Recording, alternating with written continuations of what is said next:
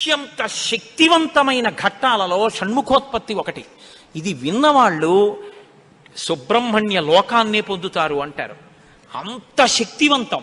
ఇది శ్రీరామాయణంలోనే అత్యంత శక్తివంతమైన పరమాద్భుతమైనటువంటి ఘట్టములలో ఒకటి.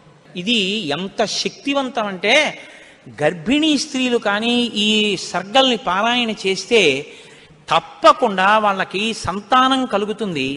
సంతానం ఉత్తమమైన సంతానం కలుగుతుంది. ఎటువంటి సమస్యలు లేకుండా వాళ్ళకి ప్రసవం అవుతుంది.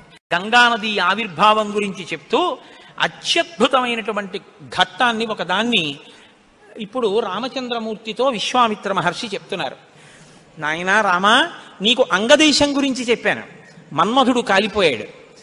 తర్వాత పార్వతీ పరమేశ్వరులకి వివాహమైంది. ఎలా అయింది మరి మన్మధుడు లేకుండా? ప్రారంభమే ఒక గొప్ప విషయం.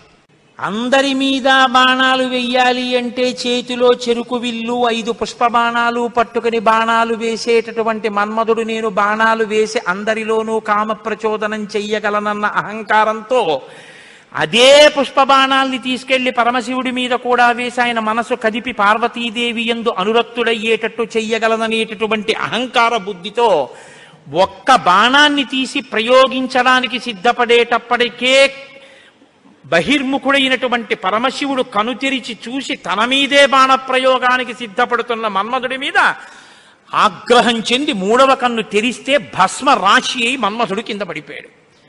కాబట్టి సృష్టి ఆగిపోయి ఉండాలి కదా. ఇప్పుడు మన్మధుడు లేడుగా, మరి అప్పుడు పార్వతీ కళ్యాణం ఎలా అయింది అంటే అమ్మవారు ఏం చేసిందంటే ఏ ఆయుధములను మన్మధుడు పట్టుకుంటాడో వాటిని ఆవిడ పుచ్చుకుంది. 5 పుష్ప బాణాల్ని చెరుకు విల్లు ఆవిడే పుచ్చుకుంది. కామాక్షి, కంచి కామాక్షి అదే కదండి. ఇప్పుడు ఆవిడ ఇలా పట్టుకుంటే ఇంతటి పరమశివుడు వశుడైపోయాడు. అయిపోయి తాళి కట్టాడు. సంసారంలోకి వచ్చి ఆవిడ పక్కన కూర్చున్నాడు.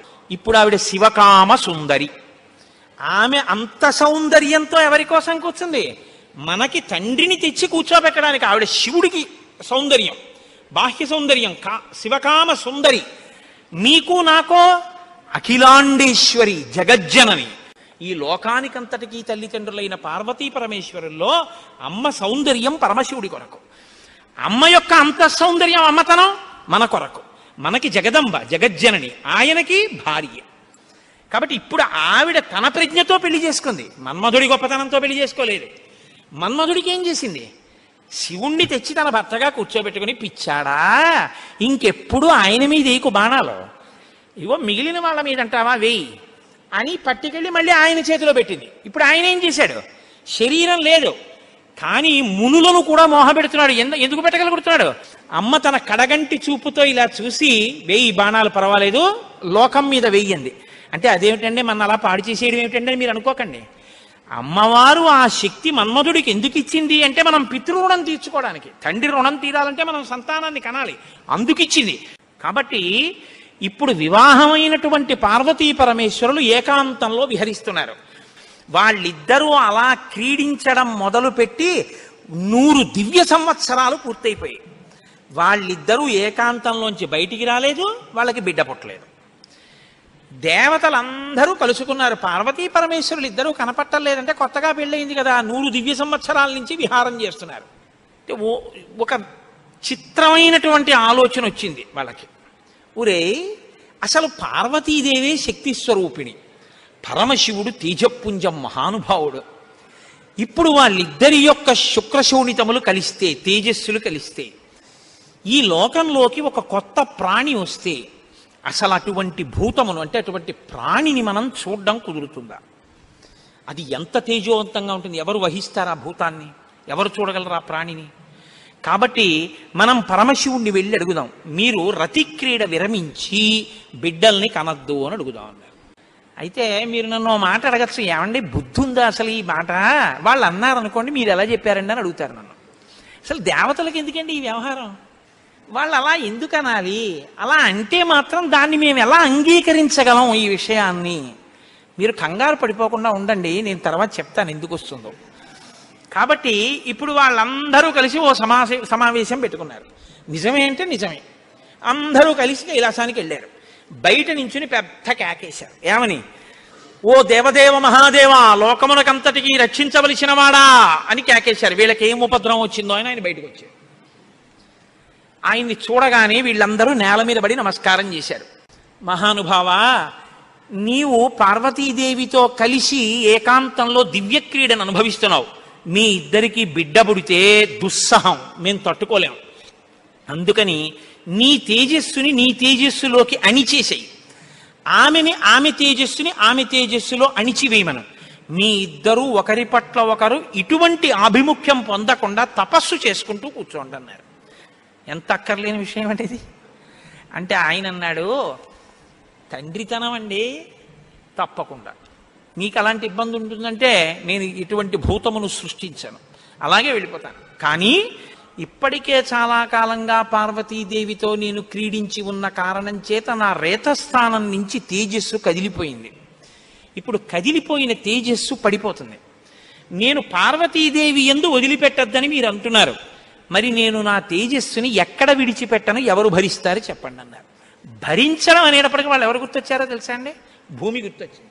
అన్నీ ఆవిడేగా భరిస్తుంది, పాపం ఆవిడే భరించాలి. అందుకని వాళ్ళందరూ కలిసి ముక్తకంఠంతో భూమిని చూపించారు. చూపించి ఈ భూమి భరిస్తుంది, దీని మీద వదిలేసేయండి. భూమి ఏమనాలి? అదేమిటయ్యా, ఆయన భార్య యందు ప్రవేశపెట్టబడవలసినటువంటి శివతేజస్సు నా మీద ఎలా విడిచిపెడతాడు? నేనెలా స్వీకరిస్తాను? భూకాంత, ఆమె స్త్రీ, భూదేవి నాలోకి ఎలా ప్రవేశిస్తుంది? శివవీర్యం దోషం అవుతుంది కదా, నేను పుచ్చుకోననాలి. ఆవిడ సంతోషించింది. శివవీర్యం నాలో ప్రవేశించడం అంటే అదృష్టం కదా అనుకుని తప్పకుండా పుచ్చుకుంటానని అనేటప్పటికీ పరమశివుడు ఏం చేశాడంటే ఆయన తేజస్సుని భూమి మీద వదిలిపెట్టేశాడు. అది ఉత్తర క్షణం భూమి అంతటా పాకేసింది. పాకేసి పర్వతాల్లో, నదుల్లో, సముద్రాల్లో, చెట్లలో పరివ్యాప్తమైతే ఆ తేజస్సు యొక్క స్థితిని భూమి తట్టుకోలేకపోయింది. తట్టుకోలేక పెద్ద పెద్ద కేకలేసింది ఆవిడ. నా ఒళ్ళు మండిపోతోంది, దగ్ధమైపోతోంది నా శరీరం అంతా, శివవీర్యాన్ని నేను భరించలేకపోతున్నాను, దాని శక్తి నేను తట్టుకోలేకపోతున్నాను, కాబట్టి నేను విడిచిపెట్టేస్తాను, నాలోకి వచ్చిన వీర్యాన్ని దేనిలోకి విడిచిపెట్టను అని అడిగింది ఆవిడ. ఇప్పుడు దేవతలందరూ ఒకరి మొహాల్లో ఒకళ్ళు చూసుకుని అన్నారు, ఒళ్ళు మండిపోతోంది తట్టుకోలేనన్నావు కాబట్టి ఎవడు మండిస్తాడో వాడిలో వదిలేయన్నారు. అంటే అగ్నిహోత్రుల్లో వదిలేయమన్నారు. అంటే ఇప్పుడు ఆవిడేం చేసింది? తనలో పడినటువంటి శివవీర్యాన్ని అగ్నిహోత్రుల్లోకి వదిలిపెట్టేసింది. ఇదంతా రెప్పపాటు కాలంలో జరిగిపోయింది. పెద్ద పెద్ద అరుపులు, కేకలు, ప్రార్థనలు, హడావిడి. బయటికి వెళ్ళిన శివుడు లోపలికి రాలేదు. అమ్మవారికి అనుమానం వచ్చింది, ఏం జరిగింది అని. పార్వతీదేవి బయటికి వచ్చింది. బయటికి వచ్చి ఏం జరిగిందని అడిగింది. మేమందరం ఇలా ప్రార్థన చేశామమ్మా, మీ ఆయన తేజస్సు భూమిలోకి విడిచిపెట్టాడు, భూమి తట్టుకోలేక అగ్నిలోకి విడిచిపెట్టింది అంది. మీ ఇద్దరికీ సంతానం కలగకుండా తపస్సు చేసుకోమని కోరిక కోరామమ్మా అన్నారు. ఆవిడంది, ఏ ఆడదైనా అమ్మ కావద్దంటే ఒప్పుకుంటుందండి? ఎర్రబడిన కళ్ళతో అమ్మవారంది, అక్కరలేని విషయంలో జోక్యం చేసుకున్నారు. మీరు చెప్పకూడని మాట చెప్పారు. నన్ను తల్లిని కావద్దు అని శాసించారు. నాకు బిడ్డలు పుట్టకూడదు అని వరం అడిగారు. నాయందు ప్రవేశపెట్టబడవలసినటువంటి శివవీర్యాన్ని భూకాంత యందు ప్రవేశపెట్టారు. కాబట్టి నేను మీకు శాపం ఇస్తున్నాను, ఇక నుంచి మీ భార్యల వలన మీకిక సంతానము కలగకుండుగాక, ఇక నుంచి దేవతలకి సంతానం ఉండదు అంది. అందుకని ఏమంటే ఎప్పుడూ 33 కోట్లైనా ఇంకా పిల్లలు మనవలు ఉండరా అంటే ఉండరు. పార్వతీదేవి శాపం ఆగిపోయింది, దేవతల యొక్క సంతానం. ఇప్పుడు ఆవిడ భూమి వంక తిరిగింది. నువ్వు స్త్రీవి కదా, నా భర్త యొక్క తేజస్సుని నేను పట్టవలసింది నువ్వెలా పట్టుకున్నావు, నువ్వెలా స్వీకరించావు నా భర్త తేజస్సుని? ఆవిడ్ని శపించింది. నువ్వు ఒక్క రూపంతో ఉండవు, భూమి అని పిలవబడినా నీకు అనేకమైనటువంటి స్థితి కలుగుతుంది. ఒక చోట చౌటు నేల, ఒక చోట నల్ల నేల, ఒక చోట ఎడారి, ఒక చోట పంట పండే నేల. ఇలా నువ్వు రకరకాలుగా అయిపోతావు.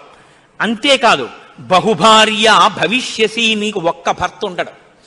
నీ భర్త కానివాడి వీర్యం నువ్వు పుచ్చుకున్నావుగా, నీకు ఇంకా ఎంతమంది భర్తలో లెక్క ఉండరు. అందుకే రాజ్యాన్ని పాలించిన వాడందరూ భూమిపతులే. ఎంతమంది ఆవిడికి భర్తలు లెక్కలేదు. కారణం ఏమిటంటే పార్వతీదేవి శాపం. ఏ ఆడదైనా కోరుకునేది ఏమిటంటే భర్త వలన కొడుకుని కనాలి, ఆ కొడుకు పేరు ప్రఖ్యాతులు తేవాలి, తల్లి సంతోషించేటట్టు ప్రవర్తించాలని కోరుకుంటాడు. ఏ తల్లి ఈ లోకంలో ఏ ఒక్కటి సహించదో అది నీ యందు నిజమగుగాక. ఏ తల్లి అయినా ఏది సహించలేదు, ఎంత తప్పైనా సహిస్తుంది. కానీ అమ్మ వంక ఆడదాన్ని చూసినట్టు చూశాడు అనుకోండి కొడుకు, అమ్మ మాత్రం ఒక్కనాటికి క్షమించదు. ఇంకా అమ్మలో ఆడతనాన్ని చూడకూడదు. ఇంకంతకన్నా పవిత్రంగా మాట్లాడడం కష్టం, ఇంకంతకన్నా నేను దిగి మాట్లాడను. కాబట్టి అమ్మతనాన్నే చూడాలంతే కొడుకు. కానీ నీ విషయంలో ఏమవుతుందో తెలుసా, నీ కొడుకులందరూ నీకు భర్తలవుతారు. అందుకే భూమిపతి పతే, ఆయన తర్వాత ఆయన కొడుకు, ఆయన భూమిపతి. ఎంత దారుణం అండి అది. ఒక ఆయన పరిపాలిస్తున్నాడు, ఆయన భూమిపతి, ఆయనకి కొడుకు పుట్టాడు. ఇప్పుడు భూమికి ఆయన ఏమవ్వాలి? కొడుకు. ఆ భూమిపతి వెళ్ళిపోయాడు, ఇప్పుడు ఈయనేమవుతాడు? ఈయన భూమిపతే, తన కొడుకు తనకి భర్త. ఇంతకన్నా దారుణమే ఉంది? ఇది పార్వతీదేవి శాపం. నాకు బిడ్డలు కలగకుండా చేశారు కాబట్టి మీరు ఈ శాపం అనుభవించండి అని వాళ్ళు లోపలికి వెళ్ళిపోయారు. ఇప్పుడు వీళ్ళందరూ ఇలా వేళ్ళు విరిచారు. ఒరే, అక్కర్లేని విషయంలో జోక్యం చేసుకున్నాను రా, ఎవడ్రా ఈ మాట చెప్పింది అసలు అన్నారు. వాడు ఉంటాడేమిటి ఇంక అక్కడ. ఇప్పుడు అందరూ భారంగా తలకాయలు ఉంచుకుని ఇళ్ళకెడితే వీళ్ళ శిఖలు ఎవరు పట్టుకుంటారు? ఒరే, ఎందుకు వెళ్ళావురా నువ్వు, నీ వల్ల నాకు ఇంకా బిడ్డలు కలగరని వాళ్ళు పట్టుకుంటారు. కాబట్టి ఇప్పుడు వాళ్ళందరూ ఇళ్ళకెళ్ళారు. హిమాలయ పర్వత ప్రాంతంలో పార్వతీ సహితుడై పరమశివుడు మాత్రం హాయిగా కూర్చుని తపస్సు చేసుకుంటున్నాడు. ఇంకా వాళ్ళిద్దరికీ బిడ్డలు పుట్టకూడదు అన్నారుగా, అందులో ఆయన వెళ్ళి తపస్సు మొదలెట్టాడు. గొడవ ఎక్కడొచ్చింది? ఇక్కడతో ఏమైపోలేదు గొడవ. తారకాసురుడని వాడు బయలుదేరాడు. వాడికి తెలిసే విషయం, ఇక పార్వతీ పరమేశ్వరులకి బిడ్డలు పుట్టరని, దేవతలకి బిడ్డలు పుట్టరని తెలుసు వాడికి. వాడు బ్రహ్మగారి గురించి తపస్సు, వాడు చాలా తెలివైనవాడు. వాడు నాకు చావుద్దన్నాడు, అది కుదరదన్నాడు ఆయన. అయితే పార్వతీ పరమేశ్వరులకు కొడుకు పుడితే వాళ్ళ చేతిలో చచ్చిపోతానన్నాడు. బ్రహ్మగారు ఏమంటారు? తథాస్తు అన్నారు. ఇంకా వాళ్ళకి పుట్టరు, నేను చావను, అది వాడి ధైర్యం. ఇప్పుడు వాడు ఎవరిని కొట్టడం మొదలెట్టాడు? దేవతల్ని. ఇప్పుడు వాళ్ళేం చెయ్యాలి? ఇప్పుడు వీళ్ళందరూ ఎక్కడికి వెళ్ళి అడిగారు, మీకు బిడ్డలు కలగకూడదు, మీ ఇద్దరు తపస్సు చేసుకోండి అని. వీళ్ళే అడిగారు పార్వతీ పరమేశ్వరుని. వాళ్ళిద్దరు తపస్సుకి వెళ్ళిపోయారు. ఇప్పుడు వెళ్ళి మీ ఇద్దరు బిడ్డలు కనండి అన్నారు అనుకోండి, ఇంకేమైనా ఉందా? వద్దన్నావు, అన్ని శాపాలు ఇచ్చేసింది ఆవిడ. అంటే మీరు బాగా గమనించండి, ఏదైనా ఆడది భరిస్తుంది, కానీ ఆడదాని అమ్మతనానికి, ఆడదాని భర్తృత్వాన్ని పంచుకోవడానికి ఇంకో ఆడదొస్తే మాత్రం ఈ లోకంలో సహించడం అన్నది ఉండదు. అది ఈ జాతి క్షమించలేదు.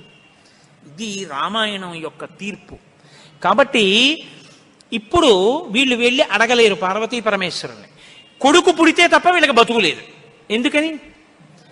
వీళ్ళని చాలా బాధ పెట్టేస్తున్నాడు తారకాసురుడు. కాబట్టి ఇప్పుడు ఏం చెయ్యాలో అర్థం కాక పార్వతీ పరమేశ్వరులను అడగలేక చతుర్ముఖ బ్రహ్మగారి దగ్గరికి వెళ్ళారు. వెళ్ళి, అయ్యా ఎలాగండి, పార్వతీ పరమేశ్వరులకు కొడుకు పుడితే తప్ప మేము రక్షింపబడం, ఇప్పుడు పుట్టే మార్గం ఏమైనా ఉందా అని అడిగారు. అడిగితే ఆయన అన్నారు, ఒరే, పార్వతీ పరమేశ్వరులకి ఇంక పిల్లాడు పుట్టడం అనేటటువంటి విషయాన్ని మీరు నేను ఇక వెళ్ళి అడగడం అన్న విషయం మర్చిపోండి.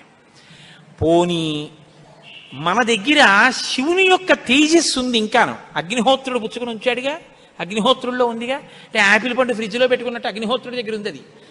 పోనీ దాన్ని తెచ్చి ఎవరిలోకైనా నిక్షేపిద్దామంటే మీ భార్యలు ఎవ్వరికీ పిల్లలు పుట్టరు, ఆవిడ శాపం ఉందిగా. పైగా ఆ శివవీర్యాన్ని భూకాంత పుచ్చుకుందనేగా అన్ని శాపాలు ఇచ్చింది. ఇప్పుడు దాన్ని తీసుకెళ్ళి ఇంకోళ్ళు ఎవరికన్నా ఇస్తామంటే ఎవరు మాత్రం పుచ్చుకుంటారు? ఏ ఆడది పుచ్చుకుంటుంది? పుచ్చుకుంటే కదా పిల్లలు పుట్టడం.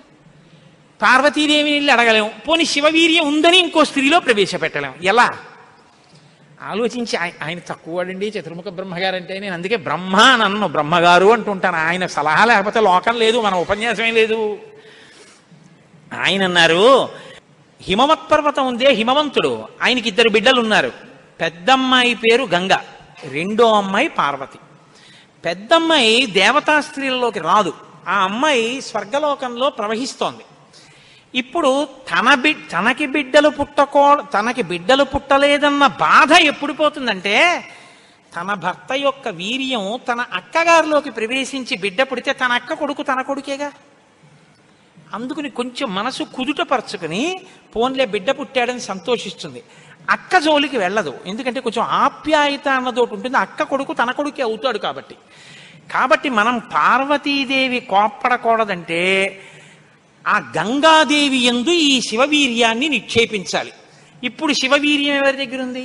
అగ్నిహోత్రుడి దగ్గర ఉంది. ఇప్పుడు అగ్నిహోత్రుడు ఏం చేయాలి? గంగాదేవిలో విడిచిపెట్టాలి. గంగాదేవి ఒప్పుకోవద్దు. కాబట్టి మీరేం చేయాలి? మీరేగా వెళ్ళి ప్రార్థన చేశారు, మీరే వెళ్ళి అగ్నిహోత్రుడిని గంగని ప్రార్థన చేయండి అన్నారు. ఇప్పుడు గంగాదేవి దగ్గరికి వెళ్ళి అమ్మ ఏమనుకోవద్దు, శివవీర్యం అగ్నిహోత్రుడి దగ్గర ఉంది, నువ్వు అది బుచ్చుకో అంటే చీ నోర్ముయ్యి అంటే. అందుకని ఈ మాట ఎవరు చెప్పాలో ఒక్క పురుషుడు చెప్పాలి. పురుషులందరూ వెళ్ళి చెప్తే అసహ్యంగా ఉంటుంది. మీరు వెళ్ళి అగ్నికి చెప్పండి, అగ్ని వెళ్ళి ఆవిడికి చెప్తారని. ఎందుకంటే ఇంత ఇబ్బంది అంటే ఇది గట్టిగా చెప్పుకునేది కాదు. ప్రయత్నం చేస్తున్నారు. పార్వతీ పరమేశ్వరులకి పుత్రుడు కలిగేటట్టు తెలిస్తే చంపేవతలు పారేస్తాడు ఆయన తారకాసురుడు. అందుకని ఎవరికీ తెలియకుండా జరగాలి ఈ పని అంతాను. ఇప్పుడు వీళ్ళందరూ కలిసి అగ్నిహోత్రుడి దగ్గరికి వెళ్ళారు. అయ్యా ఎంత గొప్ప సలహా చెప్పావు, ఏదో ఒక కారు చీకటిలో కాంతిరేఖ, కఠినమైన సాక్ష్యానికి సూక్ష్మమైన రంధ్రం దొరికాయి, ఇక మేము అల్లుకుంటాం కథ అన్నారు. బ్రహ్మగారికి పూజ చేసి నమస్కారం చేసి బయలుదేరి అగ్నిహోత్రుడి దగ్గరికి వెళ్ళారు. వెళ్ళి ఆయనతో అన్నారు, ఇప్పుడు మాట్లాడడం కొంచెం జాగ్రత్తగా మాట్లాడడం మొదలెట్టారు. ఇది దేవకార్యం, ఏదో మేము సరదాగా నువ్వు పట్టుకెళ్ళి అక్కడ విడిచిపెట్టు ఇలాంటి మాటలు చెప్పడానికి రాలేదు. నీకు పిల్లలు పుడితే నాకెందుకు, పుట్టకపోతే నాకెందుకు, ఇలాంటి వాటిల్లో ఇక మేము జోక్యం చేసుకోం, బుద్ధి వచ్చింది మాకు. కాకపోతే ఇది దేవకార్యం. ఇప్పుడు ఈ పిల్లాడు పుట్టకపోతే వీపులు పగిలిపోతున్నాయి తారకాసురుడి వల్ల, అందుకుని పుట్టాలి పిల్లాడు. కాబట్టి నీలో ఉన్న శివ తేజస్సుని పట్టుకెళ్ళి గంగలో విడిచిపెట్టు. గంగ పుచ్చుకుంటే, గంగకి కొడుకు పుడితే ఆ పిల్లవాడు పార్వతీ పరమేశ్వర పుత్రుడి కిందకు వస్తాడు. ఎందుకంటే పార్వతీదేవి అంగీకరిస్తుంది కాబట్టి. ఆ పిల్లవాడికి సేనానాయకత్వం ఇద్దాం. వాడు సేనాధిపతి అయితే వాడి చేతిలో తారకాసురుడు చచ్చిపోతాడు. అందుకని నువ్వు వెళ్ళి గంగను అడుగన్నారు. ఇప్పుడు పుచ్చుకునేటప్పుడు అప్రసన్నమైన మనస్సుతో ఆవిడ పుచ్చుకుంది అనుకోండి, ఇది ఎక్కడ చికాకు వచ్చిందిరా అని. అప్రసన్నమైన మనస్సుతో కానీ అలా పుచ్చుకుంటే తేజోవంతుడైన బిడ్డ సంభవించాడు. కాబట్టి ఆవిడ ప్రసన్నంగా పుచ్చుకోవాలి. అంటే ఆవిడ ప్రసన్నంగా పుచ్చుకోవడానికి యోగ్యమైన రీతిలో ఆవిడికి చెప్పాలి. కాబట్టి ఆయన వెళ్ళి చెప్పాడు అగ్నిహోత్రుడు, అమ్మా నువ్వు గర్భం ధరించాలమ్మా, ఆవిడ కన్య, భర్త లేడు. దేవతానాం ఇదం ప్రియం, అమ్మ దేవకార్యం ఇది, అందుకుని నిన్ను అడుగుతున్నాను తప్ప ఇంకో మాట అనుకో కుసుమా తల్లి. అందుకని ఆవిడ అర్థం చేసుకుంది, ఓహో ఇంతకన్నా ఇప్పుడు లోకాన్ని రక్షించడానికి మార్గం లేదు, కాబట్టి శివ తేజస్సుని నాలోకి తీసుకుంటాను. ప్రసన్నంగా తీసుకుంది అనడానికి గుర్తు దివ్యమైన రూపాన్ని ధరించి శివ తేజస్సుని తనలోకి తీసుకుంది. ఇప్పుడు వీళ్ళ బాగా గమనించండి, సుబ్రహ్మణ్యోత్పత్తి అంటే ఎటువంటిదో తెలుసా అండి? 33 కోట్ల మంది దేవతలు ఇలా ఎదురు చూస్తున్నారు. ఇప్పుడు కాని శివవీర్యం ఎందుకో పనికి రాకుండా పోయిందనుకోండి, గంగ కానీ అయ్యి బాబాయ్ నేను భరించలేకపోతున్నానని వదిలేవతలు పారేసింది అనుకోండి, అంతే. ఇక శివవీర్యం లేదు. ఎందుకంటే ఉన్న శివవీర్యం పాడైపోయింది. కాబట్టి ఇక పుత్రుడు కలగడు. ఇక పుత్రుడు కలగకపోతే ఇక ఎప్పటికీ అసలు దేవతల యొక్క రాజ్యం అన్నది ఇక రాదు, తారకాసురుడే ఉంటాడు. కాబట్టి ఇక మీరు నేను పురాణం చెప్పుకోవడం ఇప్పటికీ ఉండదు, ఆయనే పరిపాలిస్తుంటాడు కదా. కాబట్టి ఇప్పుడు ఆ గంగ వల్ల బిడ్డ పుట్టాలి. వీళ్ళందరూ ఉత్కంఠతో ఎదురు చూస్తున్నారు. గంగ గర్భం ధరించి బిడ్డని కంటుందా? ఇది ఇంత చల్లటి గంగమ్మలోకి శివవీర్యం వెళ్ళింది. వెళ్ళగానే ఆవిడ ఇప్పుడు పెద్ద కేకేసింది, అయ్య బాబోయ్ ఈ శివవీర్యం యొక్క వేడికి నా నీరు ఉడికిపోతోంది, ఇప్పుడు నేను ఈ తేజస్సుని ఎక్కడ వదిలిపెట్టేను, నా సర్వాంగములు క్షోభించిపోతున్నాయంది ఆవిడ.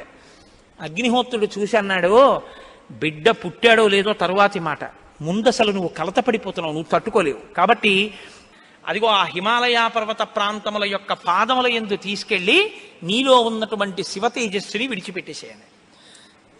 గంగ తనలో ఉన్న శివ తేజస్సుని తీసుకెళ్లి హిమాలయ పర్వత ప్రాంత పాదముల యందు వదిలిపెట్టేసేటప్పటికి అది వెళ్ళి రెల్లు దుబ్బుల్లో పడిపోయింది, గడ్డిలో పడిపోయింది. ఇప్పుడు అందులోంచి ఒక్కసారి కాంతి కనపడింది వాళ్ళకి.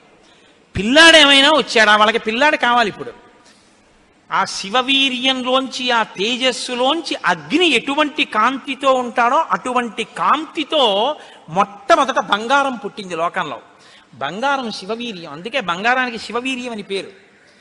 బంగారం పుట్టి బంగారంతో అక్కడ ఉన్నటువంటి తృణవృక్ష లతాగుల్మం సర్వం భవతి కాంచన, ఆ గడ్డి చెట్లు అన్ని బంగారు రంగులో మెరిసిపోయాయి ఒక్కసారి. తర్వాత వెండి పుట్టింది. ఆ వెండిని చూశారు, తెల్లగా ఉంది వెండి. అయిపోయింది. ఆ తర్వాత ఇంకా మిగిలినటువంటి క్షారంలోంచి రాగి ఇనుము పుట్టాయి. మిగిలిపోయినటువంటి మలంలోంచి తగరము సీసము పుట్టాయి తప్ప పిల్లవాడు మాత్రం కనపడలేదు. అయిపోయింది మన ప్రణాళికంతా, పిల్లవాడు పుట్టలేదు అని దిగాలు ముఖాలు వేసుకుని ఆ పైనుంచి చూస్తున్నారు. ఆ రెల్లు దుబ్బుల్లో రాత్రివేళ తెల్లగా మెరుస్తాయే రెల్లు దుబ్బులు, ఆ రెల్లు దుబ్బుల్లోంచి బ్రహ్మాండమైనటువంటి కాంతులు మెరిసిపోతుండగా 6 ముఖాలతో అద్భుతమైన సౌందర్యంతో ఒక పిల్లవాడు పుట్టి పాల కోసం ఏడ్చాడు. అమ్మయ్యా పుట్టాడు రా పిల్లాడు, శివపుత్రుడు జన్మించాడు, మన బాధలు తీరాయని వాళ్ళందరూ పొంగిపోయారు. షష్ఠి 6 ముఖాలతో షణ్ముఖుడై పుట్టాడు. ఆ పుట్టినటువంటి వాడు కూడా మహానుభావుడు 6 ముఖాలతో పుట్టాడు కాబట్టి షణ్ముఖుడు. పుట్టిన పిల్లాడికి పాలివ్వాలి, ఆ కృత్తికల్ని పిలిచి మీరు పాలివ్వండి అన్నారు. వాళ్ళన్నారు మేము పాలిస్తాం, కానీ ఇప్పుడు పాలిస్తే కానీ మరి పిల్లాడు బతకడు. కాబట్టి వాళ్ళు అన్నారు మేము పాలిస్తాం, కానీ ఆ పిల్లాడిని మా పేరుతో పిలుస్తారా అన్నారు, మా పిల్లాడని చెప్తారా అన్నారు. అబ్బాయి అలా ఎలా కుదురుతుందండి అన్నారు. అనుకుంటే వాళ్ళు పాలివ్వకపోతే పిల్లాడు.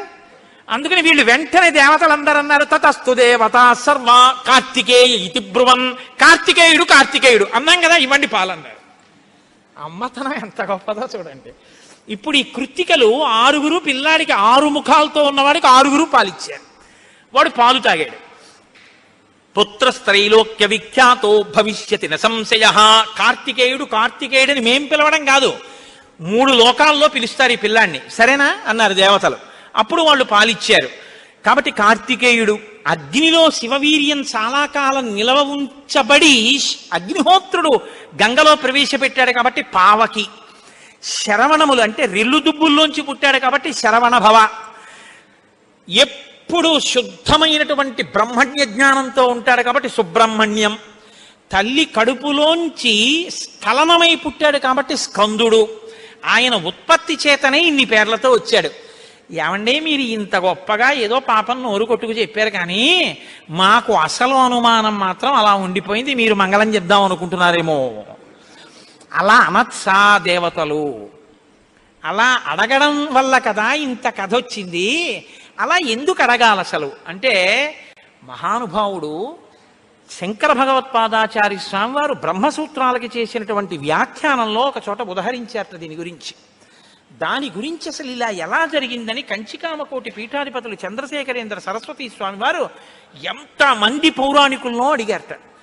ఆఖరికి ఒక ఆయన దీని మీద పరిశోధన చేసి త్రిపుర రహస్యంలో ఉన్నటువంటి మంత్రాల యొక్క వ్యాఖ్యానంలో దీని అసలు వృత్తాంతం ఎక్కడుందో పరమాచార్య స్వామి వారికి తీసుకొచ్చి చెప్పారు. త్రిపుర రహస్యంలో ఉంది దీని రహస్యం, అక్కడి నుంచి అనుసంధానం చేయాలి దాన్ని. సనత్కుమారుడు అని ఒక ఆయన బ్రహ్మమానసపుత్రుడు, ఆయన పుట్టుక చేత మహాజ్ఞాని. అటువంటి పిల్లవాడు ఆయన ఎప్పుడూ తనలో తాను బ్రహ్మజ్ఞానంలో రమిస్తుండేవాడు. ఆయన ఒక రోజు రాత్రి నిద్రపోవడం అంటే గుర్తుపెట్టుకోండి, బ్రహ్మవేత్త నిద్రకి కూడా ఆయన సాక్షి. అటువంటి ఆయనకి కల వచ్చిందంటే అవస్థ ఏర్పడింది, స్వప్నావస్థ. ఆ కల్లో తాను రాక్షస సైన్యాల మీద యుద్ధం చేస్తున్నట్టు కల వచ్చింది. ఆయన తెల్లబోయి ఇదేమి నాకు కల రావడం ఏమిటి, కల రావడం అంటే మనసులో ఏదో కోరిక ఉంది, ఆ కోరిక కల్లో కనపడింది, స్వప్నావస్థలోకి వెళ్ళాను, ఇది దోషం కదా, నాకు అలా ఎందుకు జరిగిందని తండ్రి చతుర్ముఖ బ్రహ్మగారి దగ్గరికి వెళ్ళారు. వెళ్ళి నాన్నగారు నాకు ఇలా కల ఎందుకు వచ్చింది నాన్నగారు అసలు అని అడిగాడు. ఆయన అన్నాడు, నాయనా నీకు ఇలా కల రావడానికి ఒక కారణం ఉంది. నువ్వు పూర్వజన్మలో వేదాన్ని నేర్చుకునేటప్పుడు వేదంలో దేవతల గురించి రాక్షసుల గురించి దేవదానవ యుద్ధాల గురించి చదివి ఈ రాక్షసులు ఎప్పుడు వేద ప్రమాణానికి వ్యతిరేకంగా ఎందుకు ఇలాంటి పనులు చేస్తుంటారు, వీళ్ళని పట్టుకుని చంపేయాలని వ్యగ్రత పొందావు. ఆ వ్యగ్రత జీవుణ్ణి పట్టుకుంది. అది ఈ జన్మలో బ్రహ్మవేత్తవైనా నీకు ఆ వాసన ఉండిపోయింది. అది ఇప్పుడు కలగా వచ్చింది. అది తీరాలంటే నువ్వు దేవసేనకి అధిపతివి కావాలి. నువ్వు దేవసేనకి అధిపతివై రాక్షసుల్ని సంహరిస్తే ఆ కోరిక తీరుతుంది. అంటే నాన్నగారు నేను దేవాసేనాపతిని కావలసిందే ఆయన అన్నాడు చతుర్ముఖ బ్రహ్మగారు. వచ్చేసారు ఆయన, తన అనుష్ఠానంలో తనున్నారు. ఈలోగా పరమశివుడు ఒక సంకల్పం చేశాడు. పరమశివుడికి ఒకప్పుడు కోరిక పుట్టిందిట, నేను ఇప్పటిదాకా అన్ని విషయాలు చెప్పడం కానీ నేను ఓడిపోయిందన్నది లేదు ఎవరి దగ్గర.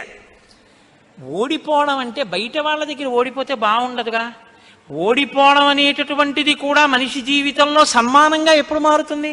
పుత్రాదిచ్చేత్ పరాజయం. తన కొడుకు చేతిలో తాను ఓడిపోవాలి. తన కొడుకు చేతిలో తాను ఓడిపోవడం అంటే, ఉరే నేను ఈ శ్లోకానికి అర్థం ఇన్ని మాటలు చెప్పాను కానీ నా కొడుకు వచ్చి అకస్మాత్తుగా నాన్నగారు ఈ శ్లోకానికి ఈ అర్థం ఇలా కూడా వస్తుంది కదా అంటే నాకు ఎప్పుడూ రాలేదు ఈ ఆలోచన. ఎంత గొప్ప అర్థం చెప్పాడురా! ఇలా చూస్తే అసలు మొత్తం కథ మారిపోయింది. వీడికి ఎంత గొప్ప ఆలోచన వచ్చిందని నా కొడుకు ప్రజ్ఞ ముందు నేను తల వంచితే అది నాకు సన్మానం లాంటి ఓటమి. అలాంటి కొడుకు నా కడుపున పుడతాడా అనుకున్నట్ట పరమశివుడు కూడా ఒకనకొకప్పుడు. ఇప్పుడు సనత్కుమారుల వారికి ఈ కోరిక, పరమశివుడికి ఆ కోరిక. ఒకనకొకప్పుడు పరమశివుడు పార్వతీదేవి అసుర సంధ్య వేళలో ఈ భూమండలం అంతటా కూడా విహారం చేస్తారు. శ్రీశైల పర్వతం మీద దిగుతారు. భాగవతంలో చతుర్థ స్కందం అనుకుంటే అందులో చెప్తారు దీని గురించి. వాళ్ళిద్దరూ విహారం చేస్తుంటే సనత్కుమారుడు కనబడ్డారు. కనబడితే వాళ్ళకి ముచ్చటేసింది. బ్రహ్మవేత్త మహానుభావుడు బ్రహ్మజ్ఞాని, పలకరిద్దామని వృషభవాహనం మీద కిందికి దిగి దగ్గరికి వెళ్ళారు. ఆయన ఇలా చూశారు. చూసి తన పంతాన్ని చేసుకుంటున్నారు. ఇద్దరు అలా నిలబడ్డారు. ఆయన ఏం పలకరించలేదు. పలకరించకపోతే పరమశివుడు అన్నాడు, ఏమయ్యా లోపల సంతోషించాడు ఇది బ్రహ్మవేత్త అంటేని. ఏమయ్యా ఇంతసేపటి నుంచి నించున్నావు, కనీసం నువ్వు పలకరించలేదు మమ్మల్ని అన్నారు. ఏంటి నువ్వు కొత్తగా కనపడ్డం ఏమిటి? నాకు లోకమంతా నువ్వు తప్ప ఇంకోటి కనపడితేగా. నువ్వే కనపడుతున్నది. బ్రహ్మవేత్తకి ఏం కనపడుతుందండి? విశ్వం కనపడదు, విశ్వనాథుడు కనపడతాడు. లోకం కనపడదు, లోకేశ్వరుడు కనపడతాడు. కాబట్టి నాకు కనపడుతున్నదే నువ్వు, ఇవాళ కొత్తగా కనపడ్డం ఏమిటి? నాకు ఎప్పుడు నువ్వేగా కనపడదు, కొత్తదనం ఏముంది? అందుకు అలా కూర్చున్నాను అన్నాడు. లేచి నిలబడి మాట్లాడకుండా అలా మాట్లాడితే శపిస్తాను తెలుసా అన్నాడు. శపిస్తే ఏమవుతుంది స్వామి? దేహానికి ఏమైనా బాధ కలుగుతుంది. అది నేనైతేగా, నేను ఆత్మని. ఆత్మకి శాపం ఏముంటుంది? ఆత్మయే నేను, నేనే నువ్వు, ఉన్నది ఒక్కటే, దానికి శాపం లేదు స్వామి, అందులో నా భయం లేదన్నారు. ఓహో ఏమి ద్వంద్వాతీతుడు రా మహానుభావ, ఇది బ్రహ్మజ్ఞానం అంటే. కాబట్టి నిన్ను చూసి నేను మురిసిపోతున్నాను, నీకేదైనా వరం ఇస్తాను పుచ్చుకో అన్నారు. ఆయన అన్నారు, వరం ఇస్తావా? మళ్ళీ ఇదో మోహం, వరం ఇవ్వడం శాపం ఇవ్వడం ఏమిటి ద్వంద్వాలు? నాకేం అక్కర్లేదు, నీకేమైనా కావాలా నేను ఇస్తానన్నారు. అంటే పరమశివుడు అన్నాడు, ఈ మాట నీతో అనిపించడం కోసమే ఇంతసేపు నించున్నాడు. నీలాంటి కొడుకు కావాలి, నువ్వు నాకు కొడుకు అవుతావా అన్నారు. అంటే సనత్కుమారుడు అన్నాడు, నీకే కొడుకునవుతానన్నాడు. అంటే పార్వతీదేవి అంది, ఏది ఆ కేంత దీర్ఘం ఇస్తున్నావు? నీకే కొడుకునవుతానంటా ఏంటి? నీకే కొడుకునంటే నాకు కొడుకువే అంది. అదొక్కటి అడక్కమ్మా అన్నాడు. అదేమయ్యా అదేమిటి? నీలాంటి కొడుకు పుడుతుంటే నా కడుపున పుట్టకపోవడం ఏమిటి? అమ్మా ఎంత పార్వతీదేవివైనా తల్లి, నేను ఒక కడుపున పుట్టడం అంటే అమ్మా తల కింద పెట్టి కాళ్ళు పైకి పెట్టి 9 నెలలు అమ్మ కడుపులో పడుకుని యోని ద్వారంలోంచి బయటికి రాలేనమ్మా. శివకుమారుడిగా పుడతాను, నీకు కుమారుణ్ణే తప్ప అమ్మా నీ కడుపున మాత్రం పుట్టనన్నాడు. అంటే ఆవిడ చిన్న బుచ్చుకుంది. అయ్యయ్యో నేను కూడా కలిసి అడగకపోవడం వల్ల వచ్చింది, కానీ నా కోరిక నువ్వు ఇంకొకలా తీర్చాలంది ఆవిడ. ఎలా తీర్చనమ్మా అని అడిగారు. నేను ఒకానొకప్పుడు పరమశివుడు భస్మాసురుడు పరమశివుడి గురించి తపస్సు చేసి వరములు పొందాడు. నేను ఎవరి తల మీద చెయ్యి పెడితే ఆయన భస్మం అయిపోవాలని పరమశివుడు వరం ఇచ్చాడు. నీ మీదే పరీక్ష చేస్తానని పరమశివుడు వెంటబడ్డాడు. పరమశివుడు ఏదో ఒక హేళ, ఆయన ఒక చాలా విచిత్రంగా ప్రవర్తిస్తూ ఉంటాడు. లోకానికి ఒక పాఠం చెప్పడం కోసం ఉసుమండి చేతకాని వాడేయని మీరు అనుకోకూడదు. ఇప్పుడు నేను మళ్ళీ శివమహాపురాణానికి అంతటికి వ్యాఖ్యానం ఎక్కడ చేయను. కాబట్టి ఆయన పరిగెడుతున్నట్టు నటించాడు. ఆయన పరిగెడుతున్నట్టు నటిస్తే నేను వెంటబడి చంపితే బాగుండదు. భర్త పరిగెడుతున్నట్టుంటే నే కాసేపు కనపడకుండా ఉంటే పోతుందని ఆవిడేం చేసిందంటే తన శరీరాన్ని నీటిగా మార్చి ఒక సరోవరం కింద మారిపోయింది. అదే శరవణ తటాకం. ఆ శరవణ తటాకం హిమవత్ పర్వత ప్రాంతంలో ఉంది. నువ్వు నా కడుపున పుట్టకపోయినా ఆఖరణ పుట్టేటప్పుడు మాత్రం ఆ శరవణ తటాకం దగ్గర నుంచి పుట్టాలి. నీ మంత్రం కూడా ఆ తటాకం నా పేరు మీదే ఉండాలి. అందుకే ఆయన మంత్రం శరవణ భవ సుబ్రహ్మణ్యుడికి. అంటే ఆయన అన్నాడు, అమ్మ తప్పకుండా, అలా నేను పరమశివుని యొక్క తేజస్సు చేత నీ తటాకంలోంచి పుడతాను. పంచభూతాత్మకం పరమశివ లక్షణం కదా. అందుకని పృథివీస్వరూపంగా, అగ్నిస్వరూపంగా, వాయుస్వరూపంగా, జలస్వరూపంగా, ఆకాశస్వరూపంగా 5 స్వరూపాలతో పార్వతీ పరమేశ్వర సమాగమ స్వరూపంగా శివశక్తుల యొక్క సమ్మేళనానికి పుట్టినటువంటి మెరుపు తీగల లోకంలో బ్రహ్మజ్ఞానాన్ని బోధ చెయ్యడం కోసమని దేవసేనాపతిని కావడం కోసం, రాక్షస సంహారం చెయ్యడం కోసం మీకు పుత్రుడిగా పుడతానమ్మా అని సనత్కుమారుల వారు పరమశివుడికి వరం ఇచ్చారు. అందుకని ఆ వరం నెరవేరాలంటే పార్వతీ పరమేశ్వర సమాగమం జరిగి పార్వతీదేవిలోకి వెళ్ళకూడదు తేజస్సు. దేవతల సంఖ్య కూడా అనంతంగా పెరిగిపోతే రేపొద్దున్న ఉపాసనలు కష్టం అవుతాయి. అందుకని నాటకీయ సన్నివేశం సృష్టింపబడాలంటే దేవతలు వెళ్ళి ప్రార్థన చేయాలి. ప్రార్థన చేసి శివ తేజస్సు భూమి మీద పడాలి. అది అగ్నిహోత్రంలోకి వెళ్ళాలి. ఇది పంచభూతాత్మకమై ఆయన షణ్ముఖ స్వరూపంతో పైకి రావాలి. వచ్చి స్వామి అని పేరు పెట్టుకోవాలి. స్వామి అన్న పేరు కేవలం సుబ్రహ్మణ్యుడిది. మనం వెంకటేశ్వర స్వామి అంటాం, మంచిదే, నేను తప్పని నేను అంటలేదు. కానీ ఒక్క స్వామి అంటే మాత్రం సుబ్రహ్మణ్యుడే. ఎక్కడెక్కడ సుబ్రహ్మణ్యుడి పేరు చెప్తామో, ఎక్కడెక్కడ తలుచుకుంటామో అక్కడక్కడ సంతానమునకు ఏ విధమైన ప్రమాదం రాదు. సుబ్రహ్మణ్యుడికి నమస్కారం చేస్తే కుజగ్రహ దోషం కూడా ఉపశమిస్తుంది. ఎక్కడెక్కడ షణ్ముఖుణ్ణి ఆరాధన చేస్తారో అక్కడ ఐశ్వర్యం పరిడవిల్లుతుంది. పక్కన ఉన్నటువంటి తమిళ దేశం, ద్రవిడ దేశంలో అంత ఐశ్వర్యం వచ్చింది, అన్ని పరిశ్రమలు వచ్చాయంటే కారణం ఏమిటో తెలుసా అండి? సుబ్రహ్మణ్యారాధన. వాళ్ళు విపరీతమైన సుబ్రహ్మణ్యారాధన చేస్తారు. సుబ్రహ్మణ్య ఆరాధనం చేసినా, షణ్ముఖుడికి ప్రదక్షిణం చేసినా, ఆయనకి నమస్కారం చేసినా జ్ఞానము, ఐశ్వర్యము, సంతానమునకు క్షేమము, ఆయువు, ఆరోగ్యము అన్నీ కలుగుతాయి. అంత శక్తివంతమైనటువంటి సర్గ ఈ షణ్ముఖోత్పత్తి సర్గ. ఈ షణ్ముఖోత్పత్తి గురించి చెప్పిన తర్వాత, అందుకే షణ్ముఖుడికి ఉన్న గొప్పతనం ఏమిటో తెలుసా అండి? ఆయనకి ఒక గొప్ప విజయాన్ని సాధించాడు షణ్ముఖుడు ఒక్కడే. శైవ వైష్ణవాలు రెండూ కూడా వియ్యవందేట్టు చేశాడు. శ్రీవల్లి, దేవసేన ఇద్దరు శ్రీ మహావిష్ణువు యొక్క కుమార్తెలు. ఆయన మేనల్లుడు కదండి, మరి ఏదో పండగ సెలవులకు ఇంటికి వచ్చాడు. ఇంటికి వస్తే లక్ష్మీదేవి ఆయన్ని చూసి అందిట, మురుగన్ అంది. మురుగన్ అంటే మేనల్లుడు అని. మరుమగన్ అన్నట్టు విష్ణువు. మరుమగన్ అంటే చాలా అందగాడు అన్నట్టు. ఇద్దరు అలా అనుకోవడం ఎందుకో తెలుసా అండి? మన పిల్లలకు బాగుంటాడు. వల్లి, దేవసేన ఇద్దరిని ఇచ్చి సుబ్రహ్మణ్యేశ్వర స్వామి వారికి కళ్యాణం చేశారు. వల్లి, దేవసేన ఇద్దరిని తనకి భార్యలుగా చేసుకున్నాడు కాబట్టి శైవ వైష్ణవాలు రెండు సుబ్రహ్మణ్యుడి వల్లే వియ్యం ఉంది. అంతటి మహానుభావుడు ఆయన. మహాజ్ఞాని, యుక్తకేశుడై గుండుతో గోచి పెట్టుకుని నిలబడి ఉంటాడు. అందుకే సుబ్రహ్మణ్య క్షేత్రాల్లో స్వామి వలయలో అలా నిలబడి ఉంటాడు. ఆయన ప్రణవానికి అర్థం చెప్తే పరమశివుడంతటి వాడు తెల్లబోయి, ఎంత గొప్పగా చెప్పావురా అన్నట్టు. నాన్నగారు అలా అంటే కుదరదు, ఇది ప్రణవ రహస్యోపదేశం కదా, మీరు కూడా మడి కట్టుకుని వచ్చి శిష్యుడిగా కూర్చోండి చెప్తానన్నట్టు. ఒరే ఎంత బాగా చెప్పావురా అని వచ్చి కూర్చుని విన్నట్ట. శివుడంతటి వాడు ఇంత బాగా చెప్పగలిగిన కొడుకు పుట్టాలని కదా కోరుకున్నాడు. ఆత్మాదిచ్చేత్ పుత్రాదిచ్చేత్ పరాజయం. తండ్రి గారికి ఆ కోరిక తీరిందటువంటి బ్రహ్మజ్ఞాని పుట్టాడు. ఆయనే తరువాతి కాలంలో కేవలం పాలు తాగి పెద్దవాడైపోయాడు అంతే. అయిపోగానే ఆయన్ని దేవసేనకి తీసుకొచ్చి పట్టాభిషేకం చేసేశారు. సేనాధిపతి అయిపోయాడు. తారకాసుర సంహారం చేశాడు. దేవతలందరూ సంతోషించారు. అమ్మ అందమంతా మూర్తీభవించి ఉంటుంది. అందుకే ఇంతంత బుగ్గలు, ఎర్రటి మనిషి, ఆహారాలు, చిన్న పట్టుబట్ట, ఎప్పుడు అమ్మ శక్తి అంతా చేతిలో శూలంగా పట్టుకుని ఆ కుక్కుట ధ్వజం, ఆ నెమలి మీద కూర్చుంటే ముద్దులు మూట కడుతూ ఎంత అందంగా ఉంటాడో. అందుకే సుబ్రహ్మణ్యేశ్వర స్వామి వారి యొక్క మూర్తి వంక అదే పనిగా చూసినా కూడా సత్సంతానం కలుగుతుంది. అంతటి మహానుభావుడు సుబ్రహ్మణ్యుడు. ప్రత్యేకించి ఏ కారణం చేతనైనా గర్భం నిలవక బాధపడుతున్న వాళ్ళు, గర్భిణి అయినప్పటికీ కడుపున ఎటువంటి బిడ్డలు పుడతారో తెలియని వాళ్ళు, వాళ్ళ ఆయుర్దాయం బాగుండాలనుకున్న వాళ్ళు, సంతానం క్షేమంగా వృద్ధిలోకి రావాలనుకున్న వాళ్ళు రామాయణాంతర్గతమైన షణ్ముఖోత్పత్తిని విని తీరాలి. ఇది చెప్పడం కోసమే వాల్మీకి మహర్షి ఫలశ్రుతి చెప్తూ ఓ మాట చెప్పారు. ఎవరు ఈ షణ్ముఖోత్పత్తిని శ్రీరామాయణంలో వింటున్నారో వాళ్ళకి ఎటువంటి చిక్కులు ఉన్నా అన్ని చిక్కులు విడిపోయి అపారమైనటువంటి ధన సమృద్ధి కలుగుతుంది. 2, విశేషమైనటువంటి పుణ్యము స్కందోత్పత్తిని విన్నంత మాత్రం చేత కలుగుతుంది.